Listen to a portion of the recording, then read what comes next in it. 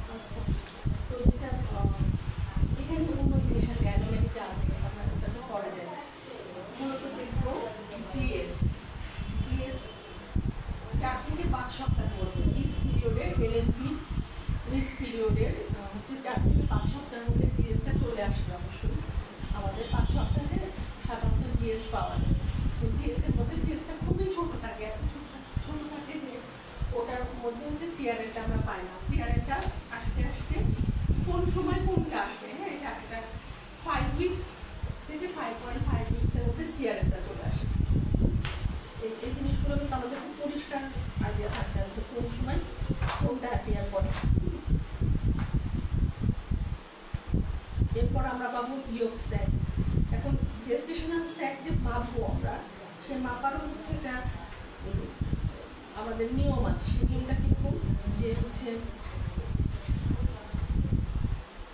Gestational sec কিন্তু আঁকা বাঁকা থাকে, সবসময় যে ইউনিফর্ম থাকে তা না। জেস্টেশনাল স্যাকের কি অবস্থা দেখছো, বাঁকা কিন্তু আছে। তো যখন জেস্টেশনাল স্যাক গোল ইউনিফর্ম থাকবে না, তখন জেস্টেশনাল স্যাকের একটা মাপ আছে।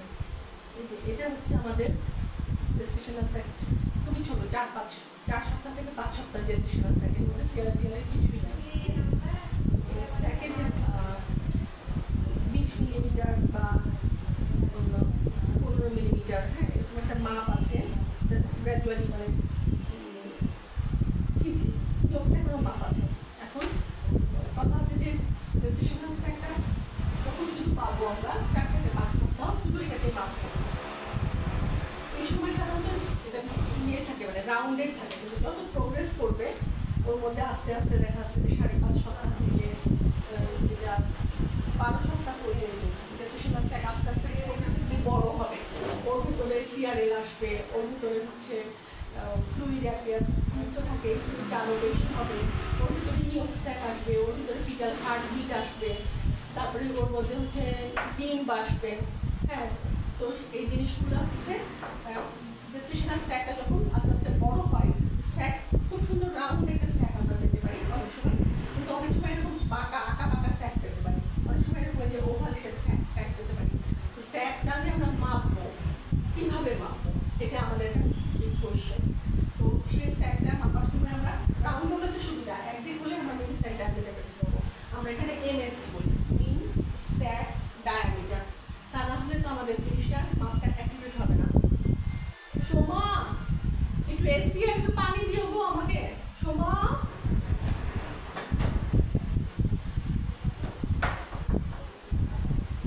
আজকে তোমার কি আসতে সমস্যা হয়েছে? আরো আগে ক্লাসের হওয়ার কথা ছিল। এখানে এরকম একটা স্যাক, আঁকা বাঁকা স্যাকে আমরা 3টা মাপ নেই। এটা একটা মাপ, এটা একটা মাপ এবং এখানে একটা মাপ। হ্যাঁ, 3টা মাপ নিয়ে মিন একটা। মেশিন অটোমেটিক্যালি আমাদের মিন স্যাক ডায়ামিটারের মাপ দেয়। আগে যেমন 0.5 দিয়ে সব কিছু বোর্ড করা হতো, এটা আর লাগে না, অনেক আগে করা লাগতো। এসি দেওয়া যাবে, খুবই গরম লাগছে। তো মিন স্যাক ডায়ামিটারটা যখন আমরা মাপি, তো 3টা ডায়ামিটার মেপে একটা মিন আমরা করে নিতে পারি, অথবা একটা অনুমান করে নিতে পারি যে এটা আমাদের একটা রাউন্ড শেপ করে এখান দিয়ে মাপি যদি, তাহলে এই ডায়ামিটারটা মোটামুটি একটা রাউন্ড, এরকম না হয়ে বাঁকা না হয়ে যদি রাউন্ড হতো, তাহলে এখান দিয়ে মাপলে আমরা ডায়ামিটার একটা মিন পাবো। আমরা একবারে মেপে নিই, তখন আমরা ক্লিনিক্যাল প্র্যাকটিসে অত তো সময় থাকে না বা অতখানি প্রয়োজনও হয় না, আমার 10টা-20টা পেশেন্ট আছেন। তো এরকম মিন স্যাক, কিন্তু আমাদের মাথায় রাখতে হবে যে আমরা বেসিক্যালি মিন স্যাক ডায়ামিটারটা মাপছি। জেস্টেশনাল স্যাক মাপা মানে মিন স্যাক ডায়ামিটারটা আমরা মাপছি। এই জিনিসটা আমাদের খুব সুন্দর করে মাথায় রাখতে হবে, তাহলে আমাদের জিএস এর ইডিডিটা সঠিক হবে। EDD by GS, EDD by CRL. সাধারণত ইডিডি বাই ইয়কসেট আমরা করি না। আবার পরবর্তী সময়ে আমরা যখন টার্মের কাছাকাছি আসি, ইভেন আমাদের 30 সপ্তাহ পর থেকে কিন্তু প্লাসেন্টার একটা থিকনেস আছে, এই থিকনেস দিয়েও কিন্তু ইডিডি মাপা হয়। এই প্যারামিটারগুলো, তারপরে আমরা জানি যে আমরা এফএল মাপি, কিন্তু আমরা কিন্তু ইচ্ছা করলে রেডিয়াস আলনা মাপারও কিন্তু অপশন আছে মেশিনে, সেগুলোতেও আমরা ইডিডি দিতে পারি। কিন্তু ওই জিনিসগুলো মাপযোগ করা কঠিন আমাদের জন্য। একটা প্লাসেন্টাকে সঠিকভাবে, কারণ প্লাসেন্টার তো হচ্ছে পুরো স্ট্রাকচারটা প্রেগনেন্সিতে খুবই মানে কি বলবো ভীষণভাবে পরিবর্তনশীল, প্রতিটা স্টেজে পাল্টায় প্লাসেন্টার লেগ থাকে, তো থিকনেসটা তারপরও মাপা যায় এবং থিকনেসটা এক এক জায়গায় এক এক রকম হয়, যার জন্য ওগুলো আনস্টেবল প্যারামিটার। ওই প্যারামিটারগুলো দিয়ে আমরা সাধারণত রিপোর্ট করি না। তুলনামূলকভাবে আমাদের এফএল, বিপিডি, এসি এগুলো হচ্ছে সবচেয়ে বেশি স্টেবল। এগুলো চেঞ্জ হলেও তাও এগুলো সেকেন্ড ট্রাই এবং থার্ড ট্রাইমাস্টারে এগুলো চেঞ্জ হলেও কিন্তু অতটা চেঞ্জ হয় না। তারপরেও এসি দিয়ে ইডিডিটা আমরা খুব বেশি ইডিডির জন্য এসিটাকে ব্যবহার করি না। বেসিক্যালি আমরা দুটো প্যারামিটারকেই সবচেয়ে বেশি রিলায়েবল করি ইডিডির জন্য। সেটা কি?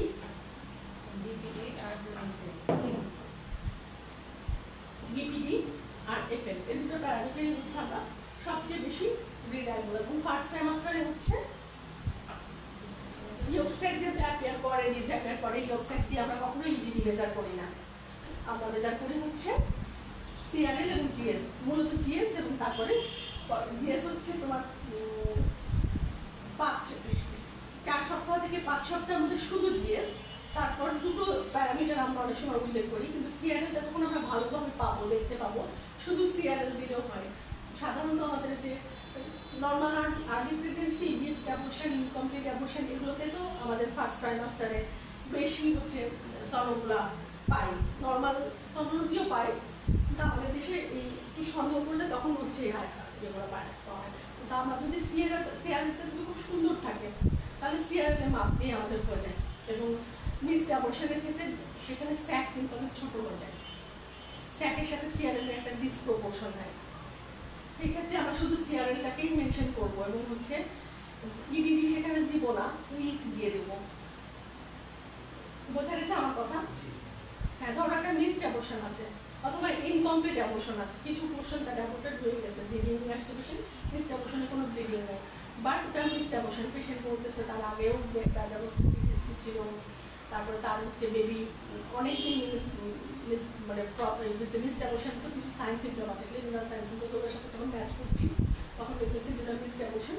তখন আমার আলটিমেটলি আমি দেখছি যে স্যাকের সাথে স্তনোলজিক্যালি আমরা যেটা পাই মিসড অ্যাবর্শনে, স্যাক সিআরএল ক্রস একটা ডিসপ্রপোর্শনাল দেখা যাচ্ছে যে এতটুকু ছোট্ট সিআরএল থাকছে, এর ভিতরে স্যাকটা অনেক বড়, সিআরএলটা খুবই ছোট। অনেক ক্ষেত্রে থাকে যে সিআরএলটাই তোমার হচ্ছে বেশ বড়, কিন্তু সে তুলনায় স্যাক অনেক ছোট।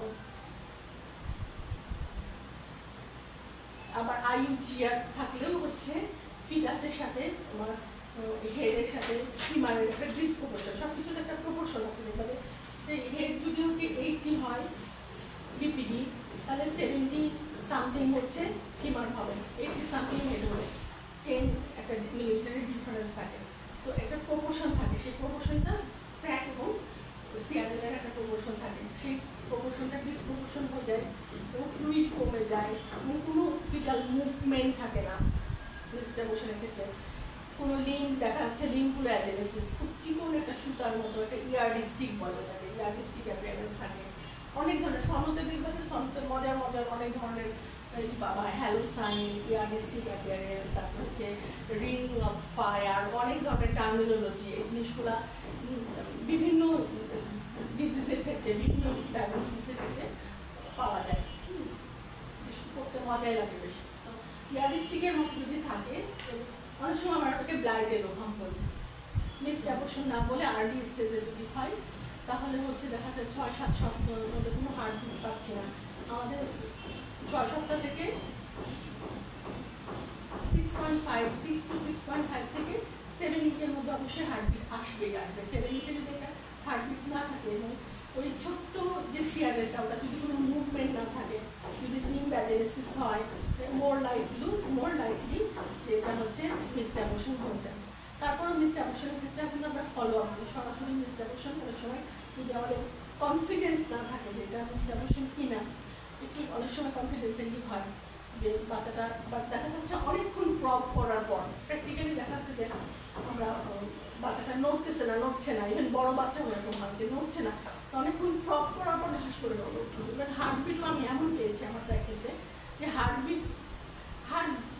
বন্ধ টোটাল, একটা 34 উইক 36 উইকের একটা বাচ্চা দেখা যাচ্ছে যে হার্টবিটটা মনে হচ্ছে বন্ধ, মানে কিছুক্ষণের জন্য সে হার্টবিট কখনোই বন্ধ হয় না, বাট সঙ্গে আমি হার্টবিটটাকে মানে খুব ফেবল এত অল্প আকারে মানে কি করতেছে প্রথমে অ্যাডভান্স তাকায় মনে হচ্ছে আমি হার্ট এরকম কিছুক্ষণ প্রপ করার পর দেখাচ্ছে খুব সুন্দর করতেছে স্টিমুলেশন দিলে।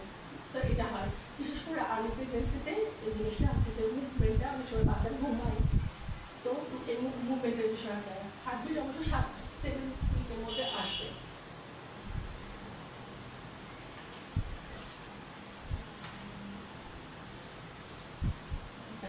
আর্লি যদি বলি রেসিডিউয়াল কোরিয়ান ফর্ম সামথিং এতটা লাগে না, কিন্তু এই জিনিসগুলো তোমরা বাসায় পড়ে নেবে। হ্যাঁ, জেস্টেশনাল স্যাগ মিন স্যাগ ডায়ামিটার, এটা সাধারণত তোমার 25 millimetre, no yolk sac or embryo. যদি 25 মিলিমিটার নিচে হয় এবং ইয়োক স্যাক না থাকে, এমব্রায়ো না থাকে, তাহলে এটাকে নর্মাল ধরবো এবং এটা 5 সপ্তাহের মধ্যে। কিন্তু জেস্টেশনাল স্যাক আছে 25 মিলিমিটারের থেকে বড়, ঠিক আছে, আমার এটা হয়ে গেছে 6 সপ্তাহ, স্যাক আছে কিন্তু কোনো সিআরএল নাই, ব্লাইটেড ওভার, ঠিক আছে, স্যাকটা শুধু থাকতে পারে। 6 সপ্তাহ হয়ে গেছে পিরিয়ডের, এবং ও পিরিয়ডের ডেট যদি না বলতে পারে তাহলে 2.5 এর উপরে চলে গেছে জেস্টেশনাল স্যাক, সেক্ষেত্রেও মিস পিরিয়ড আমরা বলতে পারি, সরি সেক্ষেত্রেও আমরা বলতে পারি ব্লাইটেড ওভার বলতে পারি। এখন সিআরএলের মাপটার বিষয়টা, হ্যাঁ সিআরএলের মাপের বিষয়টাও কিন্তু এরকম, সিআরএলটা হচ্ছে অনেক সময় আঁকা বাঁকা থাকে, ফিমারও কিন্তু আঁকা বাঁকা থাকে। সিআরএল দেখা যাচ্ছে সুন্দর যে হেড এরকম থাকবে, এখানে লিঙ্ক থাকবে, এটা কিন্তু অনেক সময় থাকে না, এরকম বাঁকা করে থাকে। সিআরএল যে মাপবো আমাদেরকে এখানেও একটা ইমাজিনারি লাইন কল্পনা করতে হবে যে এটা যদি সোজা হতো, স্ট্রেট এমব্রায়ো হতো এবারটা, তাহলে কিরকম হতো, সেটা দিয়ে যদি আমরা মাপি তাহলে আমাদের রেটিংটা ঠিক আসবে।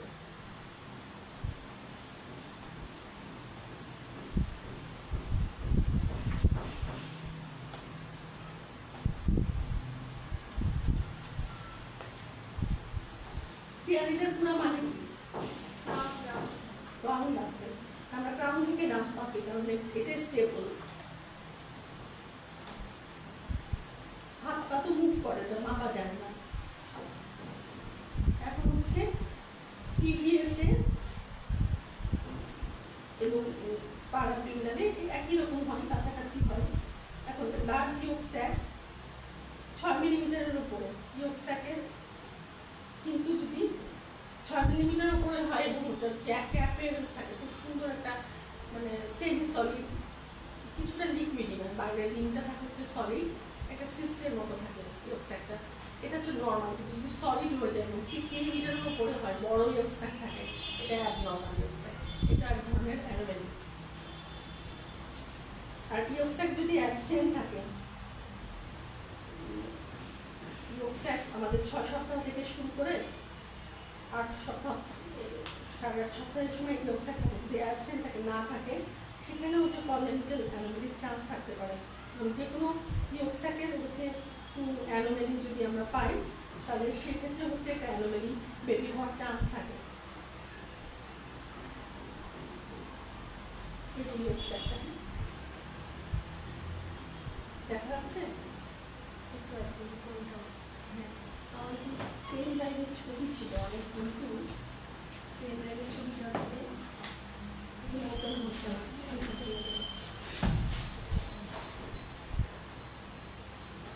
তোমরা এই নর্মাল জিনিসগুলো শিখতে চাচ্ছ, কিন্তু আজকে আমাকে বলা হয়েছে যে হচ্ছে এই যে হেডটা আমি দেখাচ্ছি, তারপর আজকে কিন্তু বলা হচ্ছে অ্যানোমালি ক্লাস, আমার একটা ফার্স্ট ক্লাস ন্যানো